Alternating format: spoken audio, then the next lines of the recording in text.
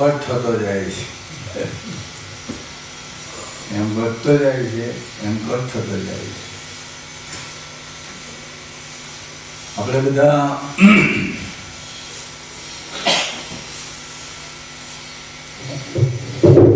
જે જિજ્ઞાસાપૂર્વક આપણે બેઠા છીએ, આપણે આ પ્રવૃત્તિ ચાલુ રહેવાની છે. આજની તારીખે એમાં કોઈ ઓટ આવવાની નથી. પણ પેલો હવે નાસ્તો નથી ને,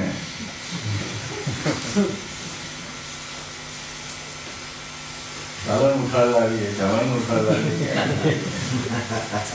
બધા ભૂખાથી આવા, બધા ભૂખાથી આવા. કઈ વાંધો નહીં. હવે આપણે અત્યારે બેઠક પૂરી થાય એટલે પછી જમીને જેનાથી જેટલું થાય એટલું 1 વાગ્યા સુધી કરવાનું, અને 1 થી 3 તમારે રિસેસ ટાઈમ એટલે આરામ કરવાનો. જો કરવો હોય કોઈ બોલે નહીં.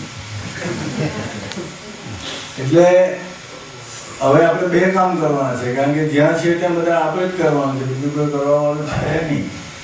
એટલે જેને જે કંઈ કામ કરવાનું છે તે બધું પોતપોતાનું કામ કરવા માટે બહેનોને ખાસ મારી વિનંતી છે કે આ બધી જે સાફ સફાઈવાળું છે ને એ કામ તમને ફાવે સારું, કારણ કે જન્મથી કરતા હોય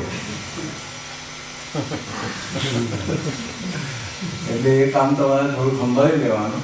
અને ભાઈઓ ઉમેશભાઈ આપણે જેણે મૂર્તિ બનાવી છે એ ભાઈ આવ્યા છે, એટલે આજની તારીખે મારી એવી ઈચ્છા છે કે મૂર્તિનું સ્થાપન આજે જ આપણે કરી દેવાનું છે. મૂર્તિ આજે આપણે મૂકી જ દઈએ, અને એટલે આવતીકાલની બધી માથાકૂટ મળીએ. પણ મૂર્તિમાં મંદિર ધોવાનું, આપણું કમ્પાઉન્ડ ધોવાનું, આ બધું કામ બાકી છે. એટલે મૂર્તિ મૂકતા પહેલાં મંદિર ધોવાનું અને કમ્પાઉન્ડ સાફ કરવાના 2 કામ પતી જાય પછી મૂર્તિ સ્થાપન થઈ શકે. એટલે આ બધું જ કામ હાથે કરવાનું છે, અને તમારું પણ આ કામ ચાલુ રાખવાનું છે. એટલે બધાએ થોડુંક મતલબ બહુ આરામ કરેલો એમ એવું સમજીને થોડું કામ કરવાનું. બસ બીજું તમારે ખાસ કંઈ કહેવું નથી હોતું. પણ જ્યારે જ્યારે સંસારમાં પરિવર્તન આવે છે, પરિવર્તન જ્યારે લાવવું પડે છે, પરિવર્તન આવવા માટે આપણા હિન્દુ શાસ્ત્રએ યુગે યુગે જ્યારે જ્યારે એમ કે ભાઈ સંભવામી યુગે યુગે ભગવાન આવે છે એમ કહેવા માંગે. ગીતામાં ભગવાન એમ કહ્યું કે હું ત્યારે આવું છું જ્યારે સંતોનું અહિત થાય, સંતોને કોઈ પજવે, સંતોને હેરાન કરે, અથવા તો અધર્મ ફેલાઈ જાય, આડંબર ફેલાઈ જાય, તે વખતે હું આવું છું એવું ભગવાન કહે છે. પણ મને એવું લાગે છે કે ભગવાન આવે તો એની રાહ જોઈને આપણથી બેસી રહેવાય. એને જ્યારે આવવું હોય ત્યારે આવે, પણ આપણે આપણી રીતે એને આવવાનો રસ્તો, એને આવવાનો માર્ગ, એને આવવાની જે કેડી છે એ જો બરાબર થોડીક રાખીએ સબરીની જેમ, સબરીના ભાવથી, સબરીના પ્રેમથી, સબરીની ધારાથી, સબરીના જ્ઞાન મુજબ, તો મને એવું લાગે કે ભગવાન એને જ્યારે ટાઈમ મળે ત્યારે આવે ને આવે. આપણને લિસ્ટમાં રાખે ને રાખે, પણ આપણે કેરી નહીં બનાવતા હોય, એની રાહ નહીં જોતા હોય, એને ભાવની પૂછતા હોય તો એ કદાચ નહીં આવે. કારણ કે એને ઘણા બધા ભક્તો છે. આપણે તો છેલ્લા કહેવાય બધા કરતા, દાસના પણ દાસ કહેવાય. આપણથી તો એટલું કંઈ હક નહીં થઈ શકે ભગવાન પર, પણ છતાં આપણી નાની નાની કાલી વાત જે છે એ એના કાન સુધી પહોંચે એ માટે આપણે આ બધું કરી રહેલા છીએ. તમે જે નામ સ્મરણ કરો છો એ કાલાવાળા છે કે હે નામી તું અમારા અંદર પ્રગટ થા, અમારા અંદર આવ, અમારી અંદર દિશા સૂચન કર, અમારા હૃદયમાં, અમારા જ્ઞાનમાં પ્રકાશ ફેલાવ. એવી આપણે નાની નાની પ્રાર્થના છે ભાઈ બહેનો. અને આ નાની નાની પ્રાર્થના જ આપણને લઈ જાય. કારણ કે બીજું દયાનંદ બાપુને એવું કહેવું હતું કે કાચબો કાચબી, ઓલો ઓલી અને પેલો ગજ અને મગર, આ બધા કંઈ નામ સ્મરણ કરવા કે કોઈ જ્ઞાન કરવા કે કોઈ ગુફાઓમાં રહીને બેઠા નથી. આજે બધા પૂજ્ય બાપુને એવું જ કહેવું હતું કે બધા ભાવથી જ મળેલા છે ભગવાનને. એટલે તમારે બધાએ બીજું બધું જેટલું બી થાય એટલું કરો, પણ ભાવ એટલો બધો ઉત્તમ અને એટલો બધો ઉચ્ચ કક્ષાનો રાખો, એટલો ઉધર્વગામી રાખો કે એ ભાવ તમને એક દિવસ ને એક દિવસ ભગવાનને ભેગા કરે છે. કારણ કે આપણે કોઈ વ્યક્તિને મળવાનું નથી, આપણે તો સમુચ્ચ ચૈતન્ય શક્તિને મળવાનું છે, અને ચૈતન્ય જ ચૈતન્યને મળી શકે. આપણે સ્થૂળ હોય તો શરીર આપણે કેમ મળી શકે કે આપણું શરીર તમારું સામે છે, શરીર મારું સામે છે, એટલે એકબીજાના શરીર જોઈને આપણે વાત કરીએ. પણ ત્યાં તો અશરીરી આત્મા, અશરીરી પરમાત્મા, હવે એ અશરીરી જો મળવાના હોય તો એ આત્મા અને પરમાત્મા એ અઘરી વસ્તુ છે. પણ છતાં તમે કોઈ વાતથી વંચિત નહીં રહી જાઓ, તો તમને તો આવું બાપોએ કોઈ દિવસ કહેવી જ નથી. એ વાત તમારા મગજમાં નહીં રહે, તે માટે મારે અશરીરી આત્મા અને અશરીરી પરમાત્માની વાત તમારી સાથે કરવી પડે. અશરીરી આત્મા અને અશરીરી પરમાત્મા એટલે જેનું શરીર નથી એવો પરમાત્મા અને જેનું શરીર નથી એવો આત્મા, એ બેનું મિલન ક્યારે થઈ શકે કે જ્યારે જીવ શરીરમાંથી નીકળે છે ત્યારે 16 સંસ્કાર સાથે લઈને નીકળે છે. આપણે કહીએ કે હાથે હું લઈ જવાનું, પણ 16 સંસ્કાર, 5 કર્મેન્દ્રિય, 5 જ્ઞાનેન્દ્રિય, 5 પ્રાણ અને 16મું અંતઃકરણ, આના જે સંસ્કાર છે એ સાથે લઈને જીવ જાય છે અને એ સંસ્કાર પ્રમાણે એનો અવતાર થાય છે. એટલે આપણા જે સંસ્કાર છે એ ઉત્તમ કોટીના અથવા તો અંદરના વિચારો જે આપણા સારા હશે તો એ 16 સંસ્કાર આપણા પરમાત્માને ભેગા કરવા માટે આવી મળશે. એટલે તમારે બધાએ મારી સાથે એ જ વાતમાં રહેવાનું કે પરમાત્મા મળે કે નહીં મળે, પણ આપણે એને મળવા માટે આતુર રહેવાનું, ઉત્તેજિત રહેવાનું, આપણે આજ્ઞાકારી રહેવાનું, અથવા તો આપણે એકદમ બહુ સારા ભાવથી એમની સાથે વર્તવાનું. એને મળવું હોય તો મળે. દાખલા તરીકે માં એ બાળકને એનું કામ કરતાં મૂકી દે છે, પણ એને એનું બાળક યાદ આવી જાય ને ત્યારે ખરેખર એ જે કામ હોય તે મૂકીને એની મા એની પાસે આવી જાય છે. એટલે આપણી આ જે બિલાડીયા ભક્તિ છે એ બિલાડીયા ભક્તિ તમારે તો સાચવી જ રાખવાની છે. કારણ કે એ જ ભક્તિ મિયાવ મિયાવ કરે તો જ એની મા આવે છે, એ વાત ચોક્કસ યાદ આવે. અને મિયાવ મિયાવ તમારું જે મિયાવ મિયાવ કહેવાય તે શું? આજે તમે બેસીને કરો છો એ તમારું મિયાવ મિયાવ છે. નામ સ્મરણ એ તમારું મિયાવ મિયાવ છે. નામ સ્મરણ જ તમને પરમાત્માને બોલાવી શકે. નામ સ્મરણ સિવાય તમારાથી કોઈ પણ તમે બૂમ પાડો, અવાજ કરો તો ભગવાન આવે નહીં. એટલે નામ સ્મરણ એ જ આપણો અવાજ, નામ સ્મરણ એ જ આપણો ભાવ, નામ સ્મરણ એ જ આપણો આવકારો, નામ સ્મરણ એ જ તમારા જીવનનો મુખ્ય ઉદ્દેશ છે. એ વસ્તુ મારું આજની તારીખે તમને કહેવું છે. હવે જ્યારે સભાની શરૂઆત થશે ત્યારે હું તમને સરસ પ્રવચન આપીશ. ત્યાં સુધી આપણે બધા રિલેક્સ થઈ જાઓ અને ગમન તો થાય ત્યારે ખરું, પણ અમે બધા ઉઠીને પોતપોતાનું કામ આરંભી દેવું એ મારું ખાસ કહેવું છે. બરાબર છે ને?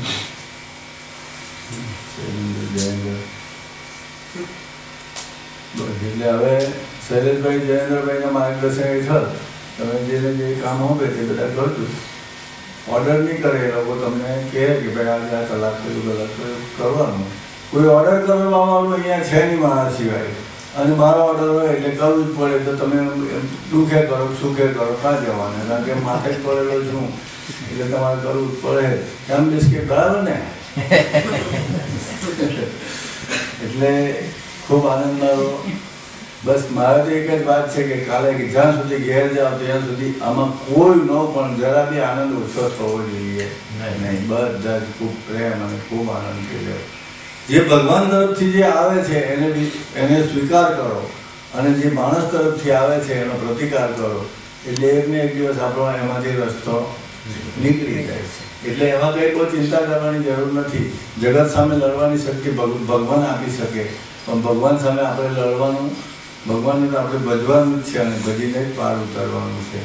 એટલે આપ સૌ ભાઈઓ બહેનો ખૂબ આનંદથી ખૂબ પ્રેમથી હવે જે પ્રસંગ આપણો આનંદ, હવે આનંદના પોટા ઓછો થઈ ગયેલો છે. કાલે 24 કલાક તમારા જતા રહ્યા, આજના 24 લગભગ ખાઈ પડે એટલે જતા જ રહેશે એવું મને લાગે છે. અને પછી તો કાલનો સમય 8 કલાકનો રહ્યો છે તમારા માટે, સવારે 6 થી બપોરે 2 સુધીનો. એટલે એટલામાં આપણે બધું સમેટી લેવાનું છે. આખી જ પાસે આખો જે આજે આનંદ છે, આજે આખો જે અફાટ સમુદ્ર જેવું મને જે લાગે એ બધું કાલે સમેટાઈ જશે. એટલે આપણે કાલે સમેટવા માટે આખી તૈયારી કરવી પડે. માણસ મળતી વખતે કેમ દુઃખી થાય છે? એ સમેટતો નથી. એટલે જો સમેટવા માંડે 50 થાય એટલે કેમ થાય કે હવે ચાવી આપી દો કોઈને એવું ને તો મેળ આવી જાય. હવે અમારે તો ચાવી રાખી એટલે અમારા બાદ જોવાનું નહીં બાબત. પણ તમે બધા ઘરમાં 50-70 વર્ષના થાય એટલે હું હજુ 12 વર્ષનો બેઠો છું એવું રાખતા નહીં અને સમેટાવવા માંડજો અંદરથી. જે તમારા ઘરની વ્યવસ્થા તે પ્રમાણે એમાં કોઈ ફેરફાર કરવાનું નથી કહેતો, પણ સમેટાવો એટલે અંદરથી સમેટાવવા માંડજો એટલે જતી વખતે આપણને મુશ્કેલી નહીં પડે. અત્યારે અમારે આ લોકો ભાઈ લોકો બે ફેમિલી એવું છે કે એ લોકો જાય ને ત્યારે બહુ જ સામાન લઈ લે છે. જ્યાં પાસે જવાનું હોય તો એ લોકોના બહુ જ 4-5 ઠેલા હોય બધા. તો હું ઘણી વાર એવો વિચાર કર્યો છું કે આ લોકો ઠેલા ઓછા ક્યારે કરે, હવે બાકી 2 ની 1 જ ઠેલો બનાવો, હવે 1 જ ઠેલો સારો. કે હવે આ લોકો બધા 4-5 ઠેલા રાખે છે, છોકરાઓ છે એટલે હમણાં રાખે, પછી છોકરાઓ પોતપોતાના ઠેલા કરે એટલે એ લોકોના ઠેલા બી સમેટાવવા માંડે. એટલે હવે આપણે જીવનમાં પણ આપણા ઠેલા સમેટવાના. જેની 50 થી ઉપર ઉંમર છે એ બધાએ ઠેલા સમેટવા માંડો. 50-55 જે થઈ ગયા એ બધા સમેટાવવા માંડો અંદરથી. તું જાણે તું જાણે તું જાણે એવું કહેવા માંડો તો તરત મેળ ખાઈ જાય એવો છે. બાકી કોઈ તલવાર કાઢે મુસ્કો લાગે કે મેં બધું મેળવેલું છે, મેં કહ્યું છે એવું જે છે એ તમારા અંદરથી કાલના પ્રવચનમાંથી નીકળી જવું જોઈએ. કારણ કે જે કંઈ ભગવાને આપ્યું છે એ બધું એના નામ સ્મરણ માટે જ આપ્યું છે, એની યાદી માટે જ આપ્યું છે, એના માટે જ આપ્યું છે. પ્રભુએ આપ્યું પ્રભુના લેખે પ્રભુના માટે વાપરવાનું કહોને એ જ અંશનું કરવાનું. જેને ધન આપ્યું છે એને ધન વાપરો, જેને શરીર આપ્યું છે શરીર વાપરો, જેને મન આપ્યું છે મન વાપરો. પણ તન મન ધનથી આપણે ગુરુ સેવા કરવાની છે. અને ગુરુ સેવા એ અમારા તો છેલ્લા શ્વાસ સુધીનો મંત્ર છે. અમારે પૂજાવું કેવું પ્રાર્થવું છે એવું મારું કહેવું નથી. આપણે કોઈ પૂજાવું નથી કે પ્રાર્થવું નથી, પણ આપણે આપણા ગુરુ માટે કંઈક કરી જવું છે. એટલી તમન્ના તો હોવી જ જોઈએ માણસને. અને આપણા ગુરુ માટે મોટામાં મોટું જો કંઈ કરવા પણ હોય તો એક આ નામ સ્મરણ છે. અને બીજું જે એના કામો હોય એ હસ્તા મોડે કરી લેવાના હોય. આ 2 કર્તવ્ય જો અદા કરશો ને તો તમારું જીવન એક ઇતિહાસ બનશે અને કોઈને કોઈ એની નોંધ રાખશે, ધન્યતા પામશે. કારણ કે ઓલપાડથી અસોટ સુધીમાં 17 ગુરુ હતા.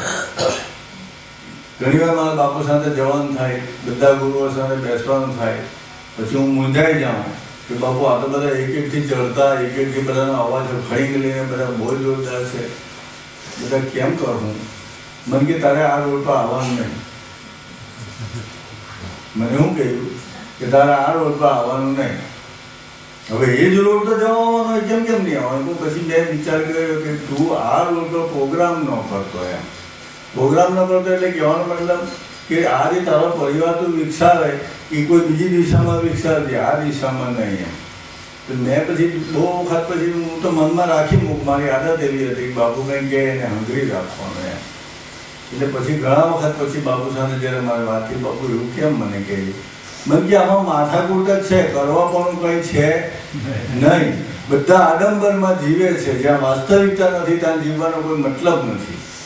એટલે જો તમારા અંદર વાસ્તવિકતા ઓછી થઈ જશે તો તમારી સાથે જીવવાનો અમારા બેનો મતલબ નહીં રહેશે. એટલે તમારા અંદર વાસ્તવિકતા રડેબાયેલી રહે, તમે બિલકુલ નિરાડંબરી અને ખરેખર સાચા અર્થમાં જેને ભક્ત કહેવાય એવા બની જાઓ. અને એવા બનશો તો જ અમે તમારી સાથે રહીશું. નહીં તો અમારે તો ઉપરવાળા સિવાય બીજું કોઈ અમારા મગજમાં અમે રાખેલું નથી.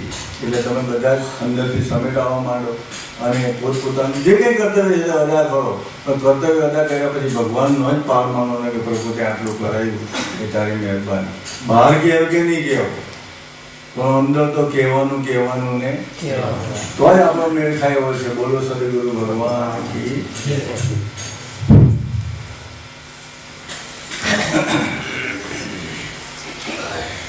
સીતા